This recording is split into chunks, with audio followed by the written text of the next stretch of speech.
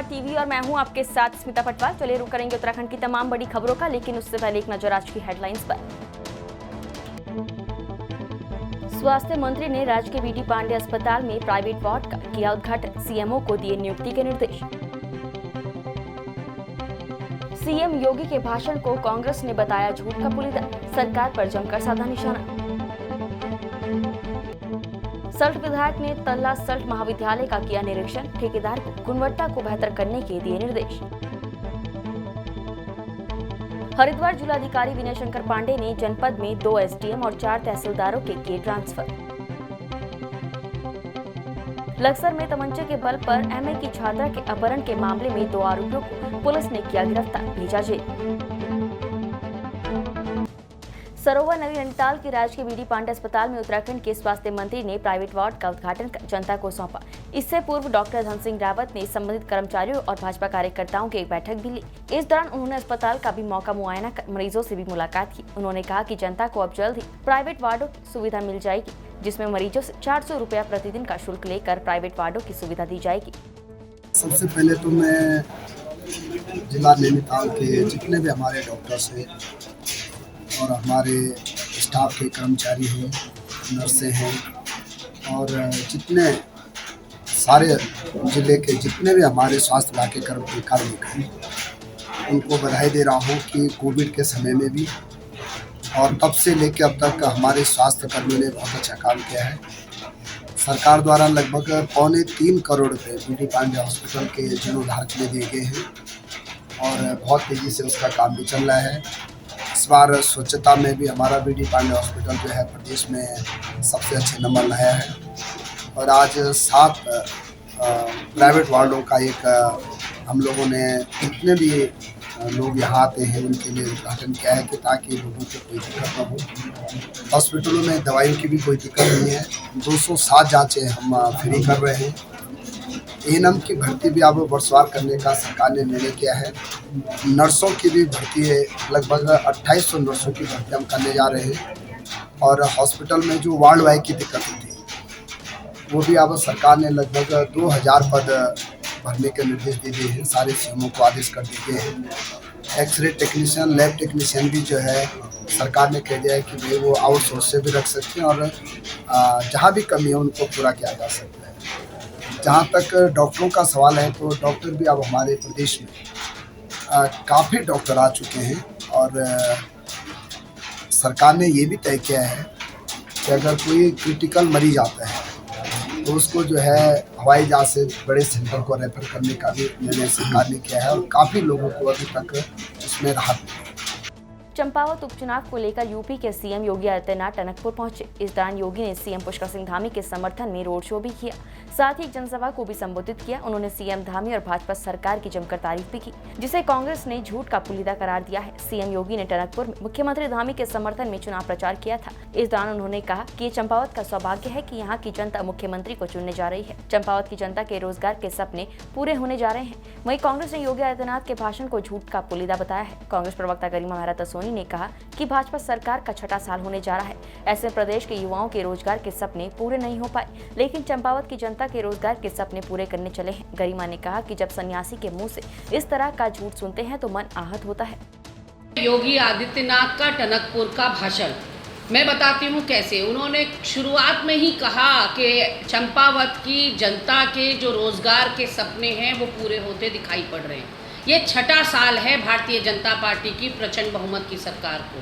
प्रदेश के रोजगार तो सपने पूरे हो नहीं पाए और चंपावत की जनता के रोजगार के सपने पूरे करने चले हैं आप लोग। वहीं उन्होंने कहा कि बार बार प्रधानमंत्री मोदी कहते हैं कि पहाड़ की जवानी और पहाड़ का पानी पहाड़ के काम आना चाहिए, पर न पहाड़ का पानी पहाड़ के काम आ रहा है, उसी पानी से बिजली बनती है और आज बिजली कटौती से सबसे ज़्यादा उत्तराखंड आहत हो रहा है या जूझ रहा है। उत्तराखंड वासियों को इतनी महंगी बिजली के बावजूद बिजली पूरे समय पर नहीं मिल पा रही है। वहीं पहाड़ की जवानी का क्या हाल है, ये मुख्यमंत्री धामी ने जब पढ़ने लिखने की उम्र में, कच्ची उम्र में एक बच्चे के ठेले पर जाकर भुट्टा खाया तो वहाँ आईना देखने को मिला। और तीसरी चीज़ उन्होंने कही कि आज पुष्कर सिंह धामी के नेतृत्व में उत्तराखंड में नए आयाम स्थापित हो रहे हैं, उत्तराखंड नई ऊंचाइयों को छू रहा है। बताएं योगी आदित्यनाथ कि कौन सी नई ऊंचाई हम छू रहे हैं। शहरी बेरोजगारी में नंबर 1 के पायदान पर CMIE की रिपोर्ट के हिसाब से उत्तराखंड है। कुपोषण में, भुखमरी में, कहीं ना कहीं महंगाई में हम देश की औसत महंगाई से ज़्यादा ऊंचाई पर हैं। तो कौन से नए आयाम की बात कर रहे हैं आप लोग। निश्चित तौर पर योगी आदित्यनाथ यहाँ पर आएंगे और वो इसी तरह का कुछ भाषण देंगे, उसकी ही हमें अपेक्षा थी। एक सन्यासी के मुंह से जब हम इस तरह के झूठ सुनते हैं तो मन बहुत आहत होता है। हरिद्वार जिलाधिकारी विनय शंकर पांडे ने जनपद में 2 SDM और 4 तहसीलदारों के ट्रांसफर किए हैं। डिप्टी कलेक्टर विशेष भूमि अध्यापित अधिकारी वैभव गुप्ता को SDM भगवानपुर बनाया गया है, जबकि SDM भगवानपुर ब्रजेश कुमार तिवारी को भगवानपुर SDM पद से हटाकर विशेष भूमि अध्यापित अधिकारी बनाया गया है। हरिद्वार तहसीलदार शालिनी मौर्य को लक्सर तहसीलदार के पद पर भेजा गया है। रुड़की तहसील में तैनात अपर तहसीलदार रुड़की दयाराम को हरिद्वार का तहसीलदार बनाया गया है। रेखा आर्य तहसीलदार भगवानपुर को अपर तहसीलदार रुड़की बनाया गया है। गिरीश चंद्र त्रिपाठी नायब तहसीलदार हरिद्वार को तहसीलदार भगवानपुर की जिम्मेदारी दी गई है।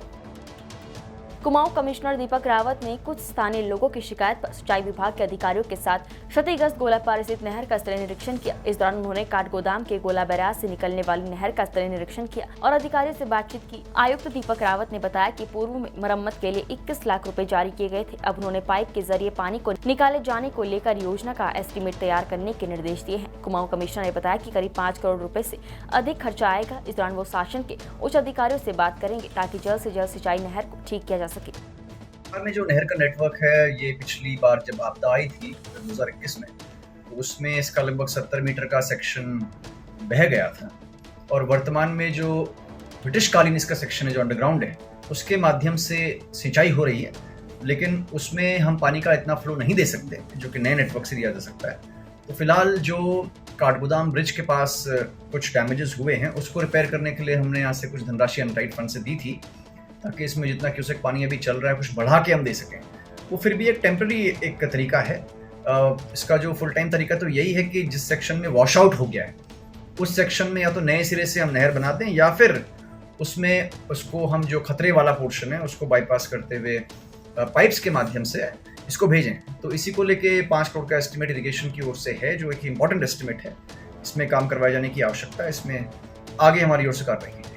लक्सर में बीती 24 मई को तमंचे के बल पर MA की छात्रा के अपहरण के मामले में 2 आरोपियों को पुलिस ने गिरफ्तार कर लिया है। आपको बता दें कि बीते दिनों एक छात्रा को बेहोशी की हालत में 2 व्यक्ति एक डॉक्टर के निजी क्लिनिक के बाहर छोड़कर फरार हो गए थे। चिकित्सक द्वारा परिजनों को सूचना दिए जाने के बाद परिजन चिकित्सक के निजी क्लिनिक पर पहुंचे और बेहोशी की हालत में छात्रा को लक्सर कोतवाली ले गए, जिसके बाद पुलिस ने छात्रा को सामुदायिक स्वास्थ्य केंद्र में भर्ती कराया था। परिजनों की शिकायत पर पुलिस ने अज्ञात बदमाशों के खिलाफ अपहरण की धाराओं में मुकदमा दर्ज कर आरोपियों की तलाश शुरू कर दी थी। लक्सर कोतवाली पुलिस ने एक स्थानीय होटल स्वामी सहित एक अन्य आरोपी को गिरफ्तार कर लिया है। लक्सर कोतवाली यशपाल सिंह बिस्ट ने बताया कि पूरे मामले में जांच के बाद एक स्थानीय होटल स्वामी और एक आरोपी को गिरफ्तार किया है, जिनसे पूछताछ के बाद जेल भेजा जाएगा। लड़की को बेला फुसला करके एक स्थानीय होटल में ले जाने की बात आई थी प्रकाश में, जहां उस लड़की को नशीला पदार्थ खिलाया गया था। तो उसके बाद लड़की का तबीयत खराब हो गई थी, जिसमें जो लड़का उसे ले गया था वो और होटल मालिक के द्वारा उसे चोरी छिपे हॉस्पिटल के बाहर छोड़ के चले गए थे और घटनास्थल को उन्होंने साफ कर दिया था।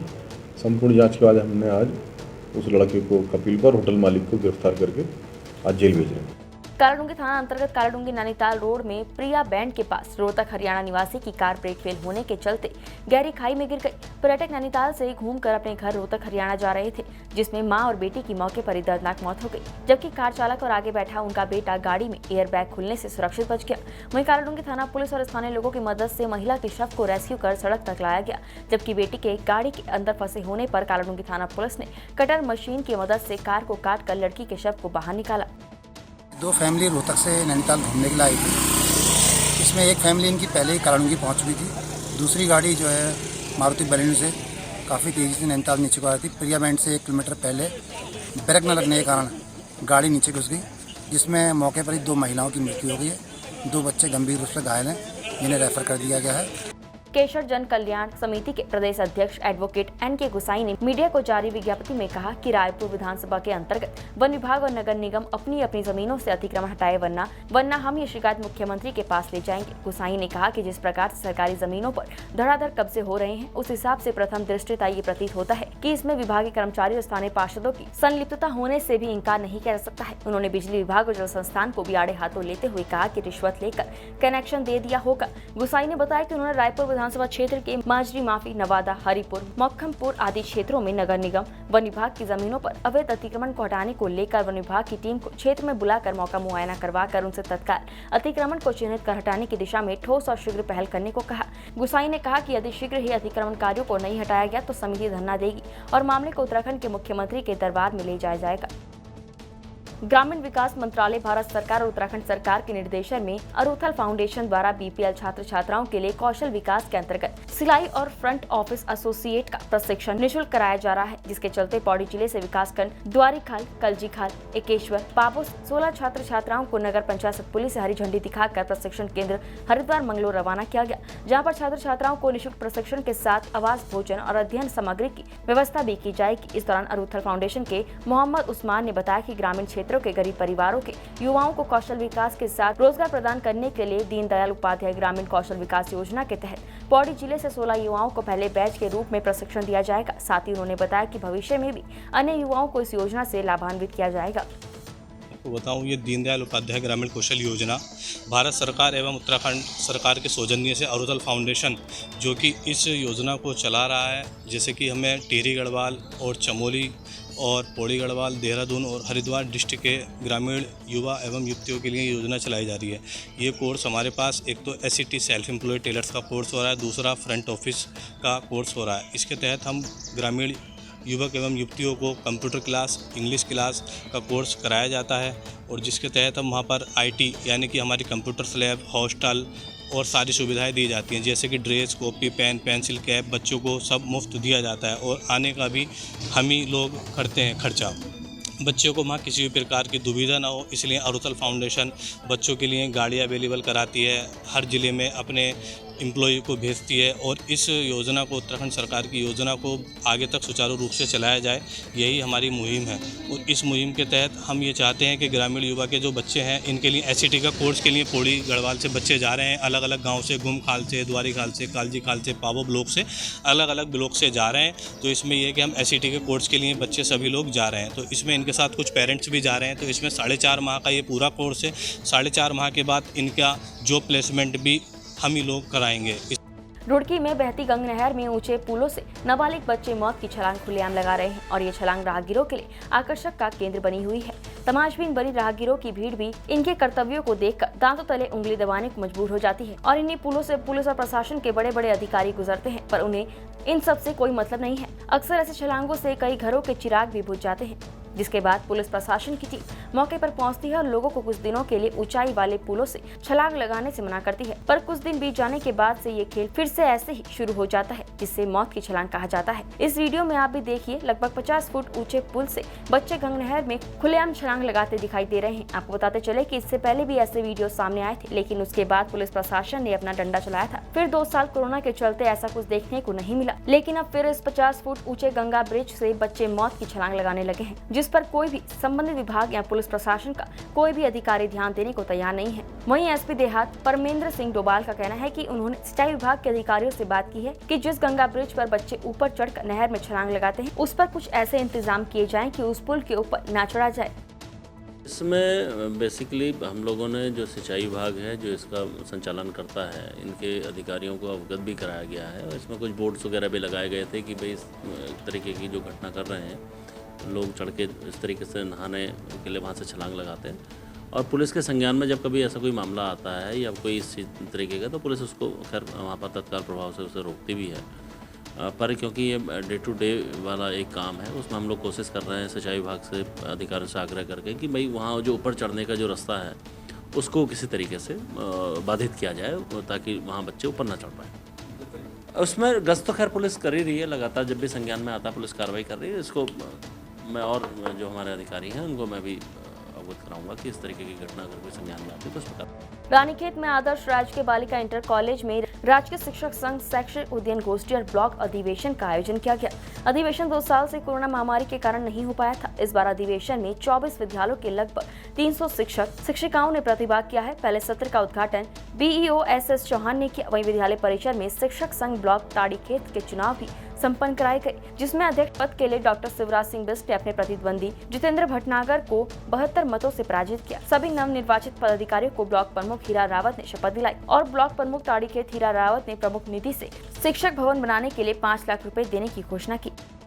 राजकीय शिक्षक संघ के अधिवेशन में आज जो चुनाव संपन्न हुए हैं उसके लिए मैं सर्वप्रथम वहां पर आज नवनिर्वाचित डॉक्टर शिवराज सिंह बिष्ट जी को ढेर सारी बधाई शुभकामनाएं देता हूं, क्योंकि उन्होंने विजय प्राप्त की है और उन्हें अध्यक्ष पद उन्होंने संभाला है। साथ ही उनके साथ उनके सारे नवनिर्वाचित पदाधिकारियों को भी मैं ढेर सारी बधाई और शुभकामनाएं देता हूं। और जिस उद्देश्य से उनको चुना गया है, मुझे पूर्ण विश्वास है कि डॉक्टर शिवराज बिष्ट उस उद्देश्य को अवश्य ही पूर्ण करेंगे। और जहाँ तक शिक्षक संघ की जो परेशानियाँ थी उसमें उनके पास कक्ष नहीं था। मेरे द्वारा माननीय पूर्व विधायक करण मेहरा जी द्वारा उनको आश्वस्त किया गया था कि शिक्षक भवन बनाया जाएगा, जिसके उपलक्ष्य में मैं आज वहाँ पे 5 लाख रुपए देने की घोषणा करता हूँ और जिसका कार्य अति शीघ्र प्रारंभ हो जाएगा। ज्येष्ठ मास के व्रतों में वट अमावस्या का व्रत बहुत प्रभावी माना जाता है, जिसमें सौभाग्यवती स्त्रियां अपने पति की लंबी आयु और सही प्रकार की सुख समृद्धियों की कामना करती है।